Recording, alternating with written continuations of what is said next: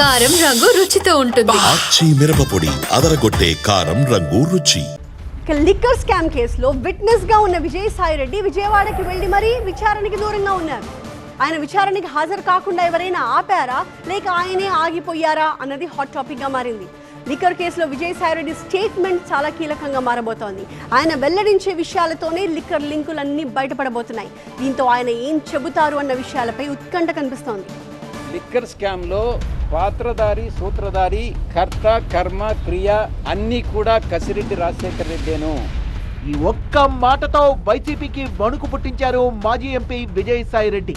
YCP హయాంలో liquor scam జరిగిందంటున్న TDP నేతల ఆరోపణలకు విజయసాయి స్టేట్మెంట్ బలం చేకూర్చినట్టయింది. మద్యం వ్యవహారంలో సిట్ దర్యాప్తును ముమ్మరం చేసింది. విజయసాయి రెడ్డిని సాక్షిగా విచారించాలని నిర్ణయించింది. శుక్రవారం విజయవాడ సిట్ ఆఫీస్ కు రావాలని మాజీ ఎంపీకి నోటీసులు ఇచ్చింది సిట్. తను గురువారమే విచారణకు వస్తానని విజయవాడకు వెళ్లారు విజయసాయి రెడ్డి. అయితే లాస్ట్ మినిట్ లో ఆయన గురువారం విచారణకు హాజరు కాలేనని సిట్ అధికారులకు సమాచారం ఇచ్చారు. విజయవాడ వరకు వెళ్లిన విజయసాయి విచారణకు హాజరు కాకపోవడం ఉత్కంఠ రేపింది. ఆయన ఎవరైనా ఆపారా లేక ఆయనే ఆగిపోయారా అని అనుమానాలు వ్యక్తం చేస్తున్నారు కూటమి నేతలు. శుక్రవారం అయినా ఆయన విచారణకు వెళ్తారా లేదా అన్నది సస్పెన్స్ గా మారింది. లిక్కర్ కేసులో తనను న్యాయవాదుల సమక్షంలో విచారించాలని ఏపీ హైకోర్టును ఆశ్రయించారు ఎంపీ మిథున్ రెడ్డి.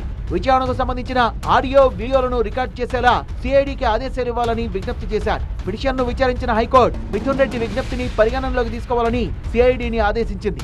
ఇదే కేసులో కసిరెడ్డి రాజశేఖర రెడ్డి కంపెనీలో మరోసారి సోదాలు జరిపిన సిట్ అధికారులు ఆయన ఆర్థిక లావాదేవీల్ని పరిశీలించారు. నాలుగోసారి కసిరెడ్డికి నోటీసులు ఇచ్చారు. కసిరెడ్డి రాజశేఖర రెడ్డి అందుబాటులో లేకపోవడంతో ఆయన తండ్రికి నోటీసులు ఇచ్చారు అధికారులు. ఉపేందర్ రెడ్డిని శుక్రవారం విచారణకు హాజరు కావాలని ఆదేశించారు.